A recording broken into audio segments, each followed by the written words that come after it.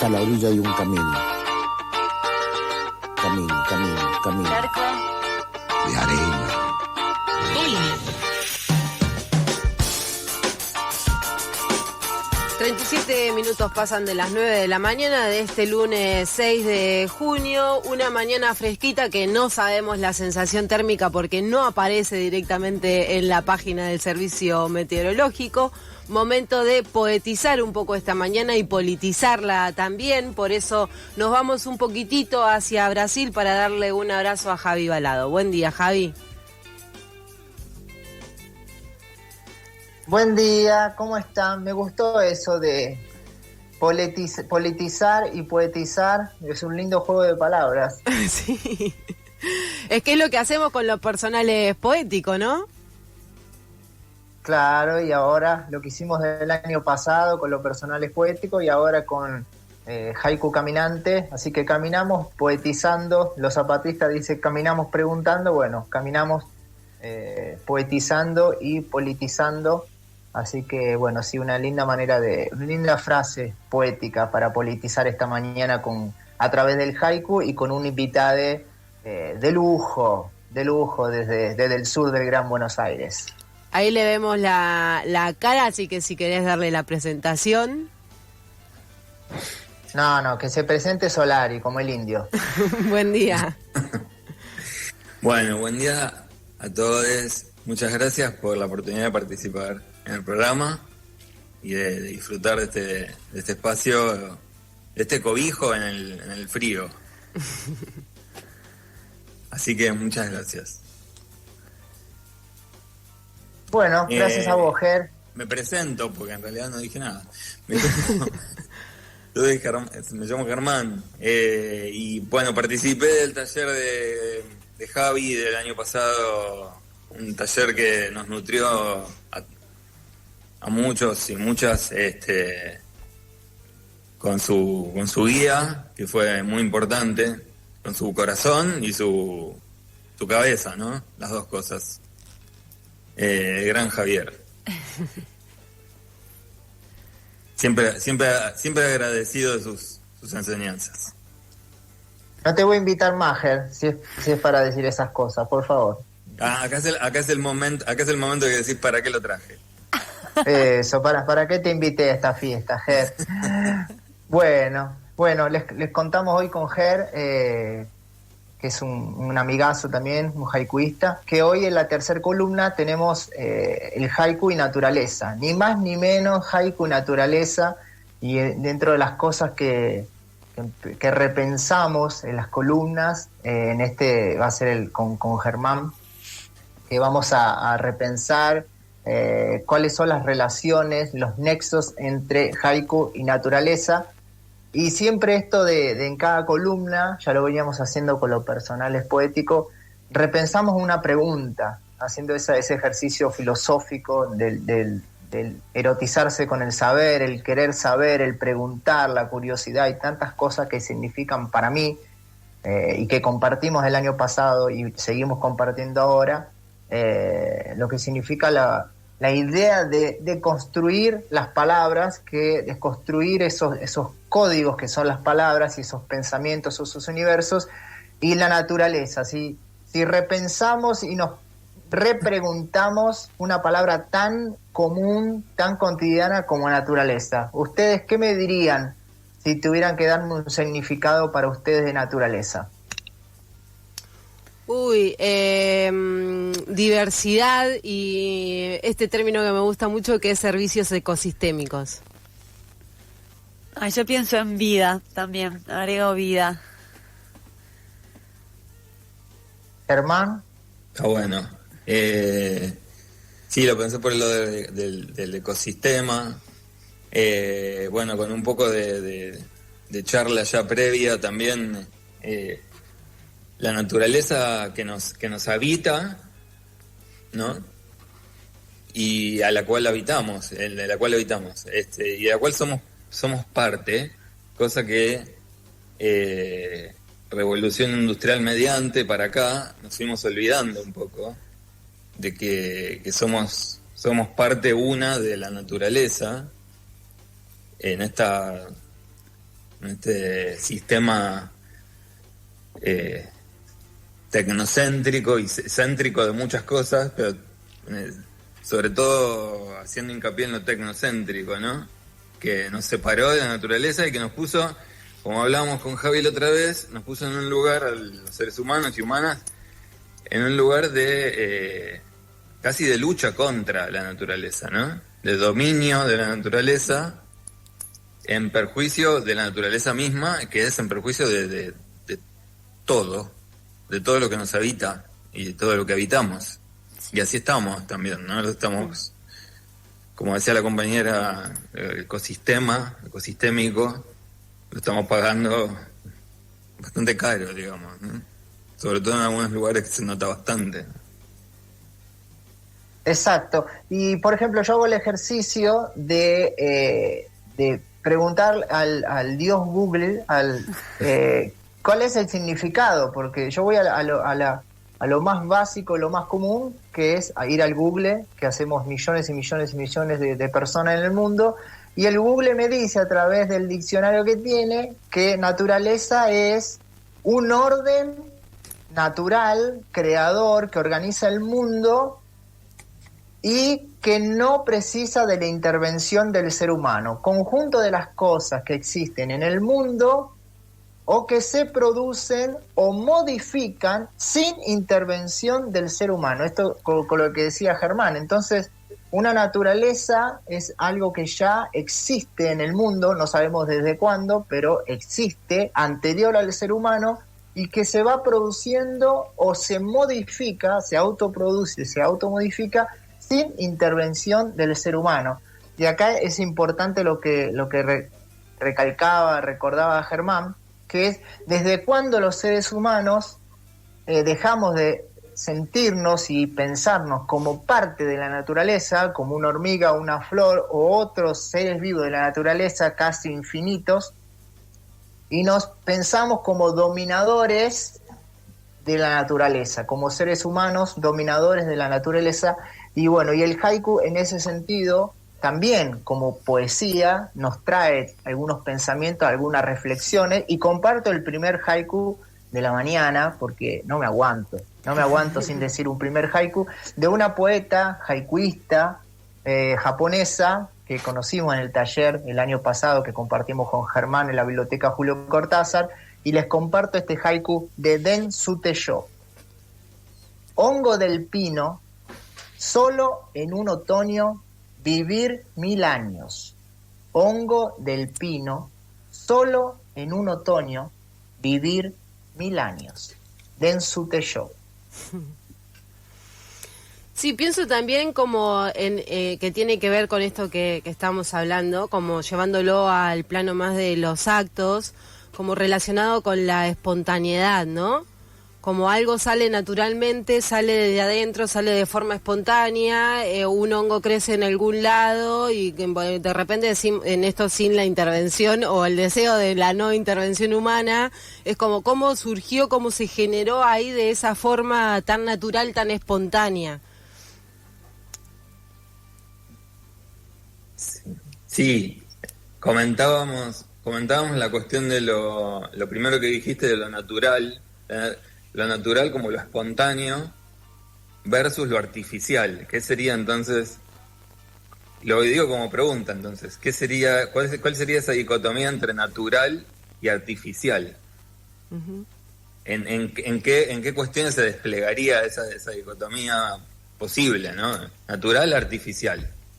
Dentro del ser humano, como conducta del ser humano. Claro, ¿no? Sí. Y en este caso sería conservar al hongo, verlo, admirarlo, lo que fuera, y dejarlo ahí. Y otra cosa sería comérselo, otra cosa sería sacarlo porque no le gusta. Digamos, hay muchas actitudes frente a lo natural. Sí. ¿Qué sería más natural, qué sería más artificial?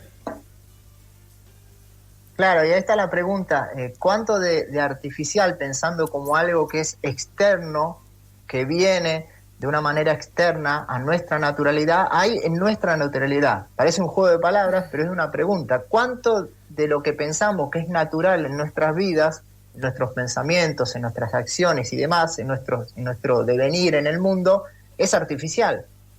¿Cuántas cosas hemos tomado de una manera artificial, inconscientemente o conscientemente, y lo tomamos como natural?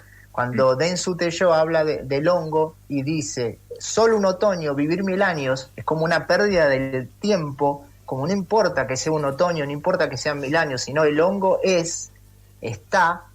Entonces es como aquel luthier de Bombo Legüero que me dijo alguna vez que para lo único que servía el ceibo era para hacer bombos legüeros, que por eso había que cortarlo y hacer bombos legüeros. Y cuando le comenté esto a un bailarín folclórico, no voy a dar nombres para no generar polémicas, pero si viene al caso el ejemplo, me dijo, no, está equivocado. El árbol, la mayor función que tiene el árbol es eso mismo, ser árbol. Entonces, si podemos repensar a la naturaleza, tal vez la palabra no sea función, pero en el sentido del verbo ser, el árbol, antes que todo y antes que nada, es árbol. Entonces tal vez Deng Teo nos está diciendo que el hongo que nace en el pino, ¿no? Solo un otoño o todos los otoños, 1000 años o millones o un segundo, lo más importante del hongo es que es hongo y que es el hongo del pino. Entonces ahí hay una naturalidad. Tal vez cuando idealizamos a la naturaleza, pensamos en la palabra también armonía. Y tal vez esa armonía idealizada, total, no existe. Tal vez la naturaleza lo que hace es romper y recomponer la armonía, como que se está rearmonizando todo el tiempo. El problema es cómo los seres humanos lo que hacemos es romper la armonía y después cuando tenemos que rearmonizarla no lo hacemos o creamos otro tipo de armonía que ya no es natural y que ya es más desde lo artificial. No sé si me fui un poco por las ramas, ya aprovechando la naturaleza cabe la frase. Sí, pero se entiende bien si lo pensamos en casos extremos como el extractivismo, ¿no? O sea, querer dinamitar la tierra constantemente para pretender un equilibrio que no volverá nunca más a partir de la primer fractura que se haga. Sí, y también lo relaciono con los tiempos y la espera, ¿no? Como más que nada en un momento así, en un contexto como en el que estamos viviendo. Dentro de la naturaleza, cuando las cosas se van dando, hay un tiempo determinado que hay que esperar, y la intervención humana, y más en la sociedad en la que vivimos, ese tiempo y esa espera es inexistente, y cada vez hay más intervención artificial que en vez de respetar esa dinámica que se genera naturalmente, la destruye. Sí, las estaciones, que también están presentes en los haikus, ¿no? Ese respeto de las estaciones. Eso, sí. Sí, Ger, quería invitarte a que compartas un haiku, pero con lo que decían las compas, sobre el hongo, por ejemplo, sumando la información que ese hongo del pino, los hongos de los pinares que se llaman, que empiezan en otoño, entonces hay que esperar que vaya pasando esa época otoñal, lo que llamamos el kigo en el haiku, y después de varios días de lluvia, sol, hay que llegar a una temperatura y es el momento ideal para cosechar esos hongos que son comestibles, algunos tienen otros tipos de usos también, recreativos, medicinales o ambas cosas. Entonces es eso lo que decían ustedes también. Hay tiempos que a veces no son los nuestros. Tal vez el mayor ejemplo de artificialidad en contra de naturalidad sería que los tiempos de nuestras vidas, la mayoría de las veces pensándonos como especie humana, no son los deseados. Volviendo al primer capítulo de Haiku y Camino, tal vez el problema no sea que el camino no sea lo que esperábamos, sino que ni siquiera tenemos la oportunidad de elegir qué camino queremos. Después puede pasar cualquier cosa. Esta columna que estamos construyendo hoy tal vez no sea como queríamos o en ese ideal que queríamos, o el programa o lo que sea, la vida en general, una relación amorosa o lo que sea. Pero sí poder tener de primer mano la oportunidad de elegir. Y tal vez lo que nos está faltando es poder elegir eso, poder elegir esa naturalidad, esos tiempos. Así que no sé, Ger, si vos querés compartirte un haiku. Sí, he pensado varias cosas en esta cosa de apurar la naturaleza, apurarla artificialmente, siempre, ¿no? Uh-huh. Me vino al caso del tema de los feedlots, ¿no? Ni siquiera se puede, ya que nos comemos las vacas, ni siquiera se puede permitir que las vacas pasten naturalmente. Ahora que agruparlas en especie de campo de concentración de vacas para hacerlo más rápido todavía. O sea, y está lleno de ejemplos de eso, ¿no? En el extraccionismo también y demás. Yo uniendo cosas que decían, pensaba lo siguiente: el ser humano está atravesado culturalmente. Desde algún momento el ser humano operó sobre la naturaleza para, le voy a poner entre muchas comillas, evolucionar, ¿no? Y construir un mundo alrededor de sí, modificarla, y mucho de eso tuvo que ver con modificar la naturaleza. Entonces hay algo de artificioso en la vida del ser humano, sí, en contraposición a la vida natural, ¿no? Y ahí hay una ansia, hay una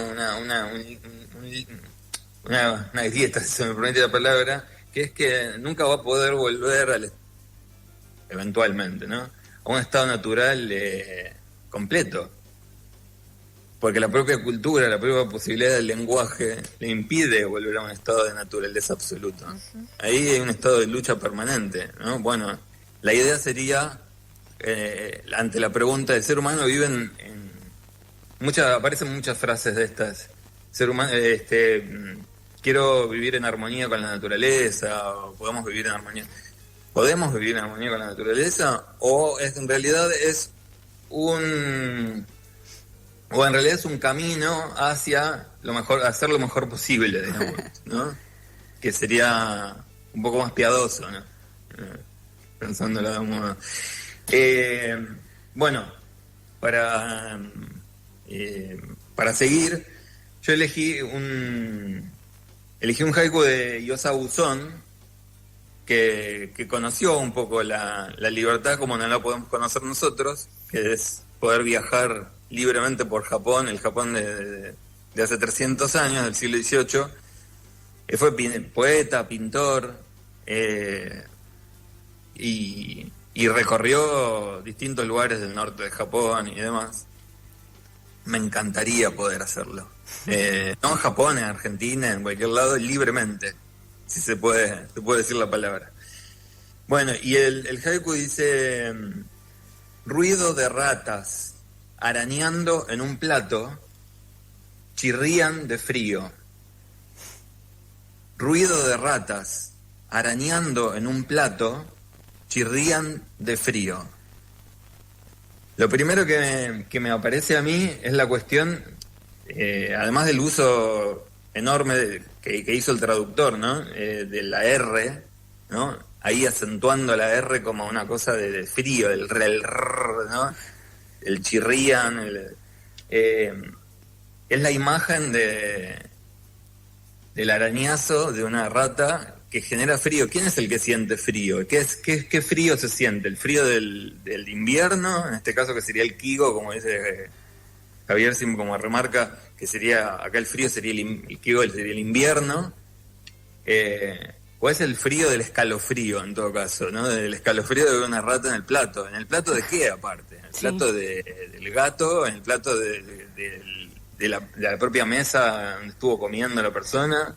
Sí, también me lleva un plato vacío. No sé, me imaginé como también una idea de medio, como de, claro, de la ausencia, como un plato vacío con ratas arañando esa sensación de ya no hay comida en el plato. Y a mí me lleva también a la oscuridad, a la noche.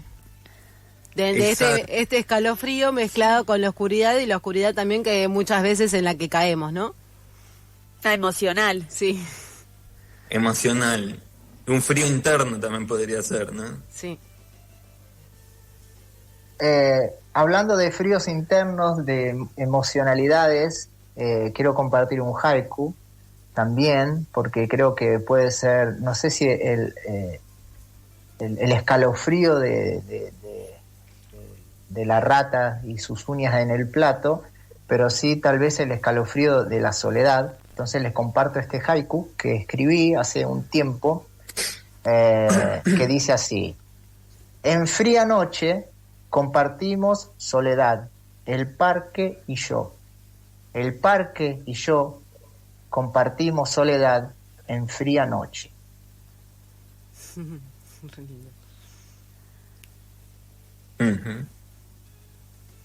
Sí, ahí me lleva más a otro tipo de... ni siquiera de escalofrío, me lleva más como a un momento de contemplación, de interioridad, de profundizar ahí qué es lo que te pasa. Lo otro como que me genera un movimiento de... hasta de rechazo, de rechazo, sí. ¿no? Con R, de rechazo. De rechazo con R. Justamente es que yo, perdón por la hora de la mañana, porque elegí una rata y un plato en el momento del desayuno. Acá otra vez Javier se está agarrando la cabeza. Pero el frío trae soledades, ¿no? Diversas. Pero puede traer lo contrario, ¿no? La unión, ¿no? Sí.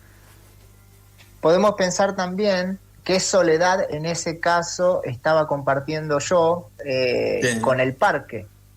Eso de volver a repensar las palabras, que no hay algo negativo positivo de por sí en las palabras, sino que cuál es la soledad que tal vez en ese momento estaba compartiendo con el parque. No era una soledad deseada. También está la soledad deseada y que nos hace muy bien, pero tal vez en esa fría noche yo no quería estar en soledad y fue el parque, con lo que significa un parque cuando está solo y hace frío. Bueno, entonces lo que nos quedaba al parque, esto también lo que tiene la poesía, transformar un parque, que es una cosa de cosas, es un espacio físico, darle como una entidad emocional.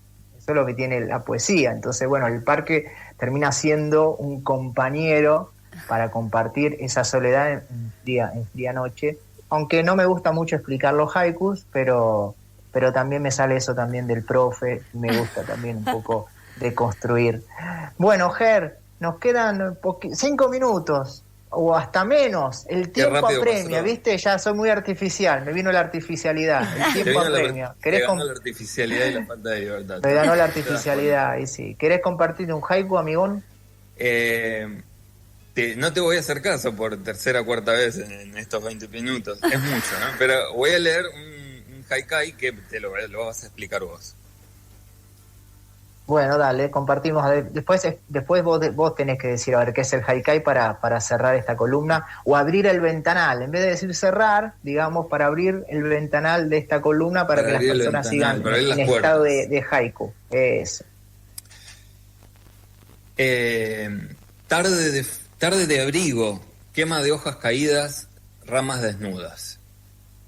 Tarde de abrigo, quema de hojas caídas, ramas desnudas. Vuela hojarasca, la calle se destiñe entre la niebla. Vuela hojarasca, la calle se destiñe entre la niebla. En las fogatas, sobre las hojas que arden, bailan fantasmas. En las fogatas, sobre las hojas que arden, bailan fantasmas. Esto como es digamos, es una unidad, podría decirlo de un modo muy rápido, es como un poema formado por tres haikus, ¿no?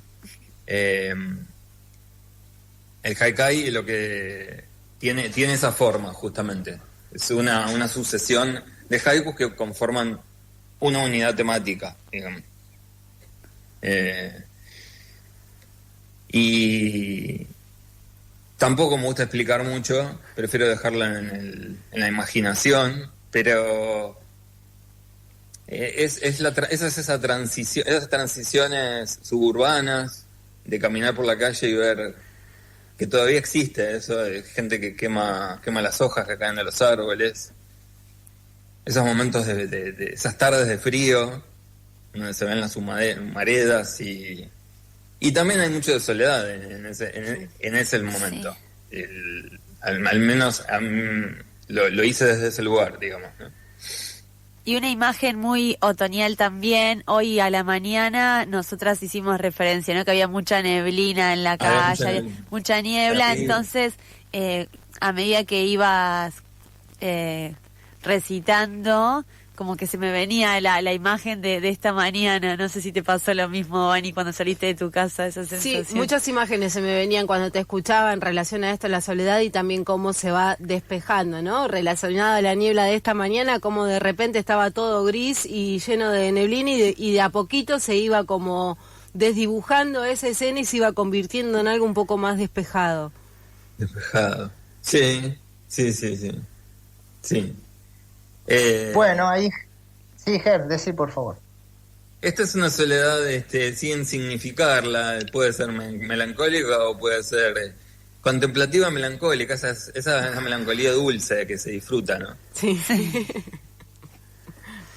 También para, como lo decía Javi, ¿no? Para construir palabras, la tristeza como algo malo siempre. Uh-huh. Bueno, a veces se puede disfrutar la tristeza, ¿no? Sí. Es reparadora,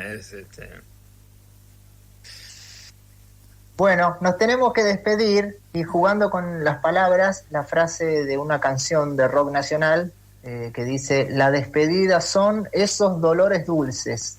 Uh-huh. Bueno, así que vamos a despedirnos con esos dolores dulces, esas melancolías y nostalgia de las distancias entre Brasil, Argentina, entre Sobradinho, Almagro y Banfield, Uh-huh. la República de Banfield, y recordando del sorteo que hacemos siempre, de 2 ejemplares del libro El Haikuista, El espejo, la sombra, la voz. Y la consigna siempre es sencilla, para las personas que quieran participar por el sorteo de los 2 ejemplares, es ¿qué palabras relacionarías o relacionás o sentís con naturaleza? Lo que hicimos al principio entre todos aquí, ¿qué palabra nos remite a naturaleza? Así que las personas pueden participar con ese sinónimo o esa palabra que relacionan con naturaleza. Y Ger, vos que elegiste la canción, ahora para el final, ¿querés presentarla, la canción? Yo elegí un tema de Sara Eve que se llama Ecosistema. Y me encanta porque me encanta la letra y me encanta desde el título, porque es ecosistema separado, ¿no? Ecosistema, la cuestión de producir o reproducir un sistema en las conductas, en las actitudes que uno toma viviendo en este sistema, pues no se puede vivir lamentablemente en otro. Pero la letra está muy buena, no voy a decir nada, escuchémosla, ¿no? Directamente. Ahí está, le mandamos un abrazo enorme. Un abrazo a Abrazos, ustedes. chau. Muchas gracias. A ustedes. Hasta siempre. Nos vemos. Besotes. Pasaban Javi Balado desde Brasil y Germán Dubini desde Banfield haciendo Haiku Caminante.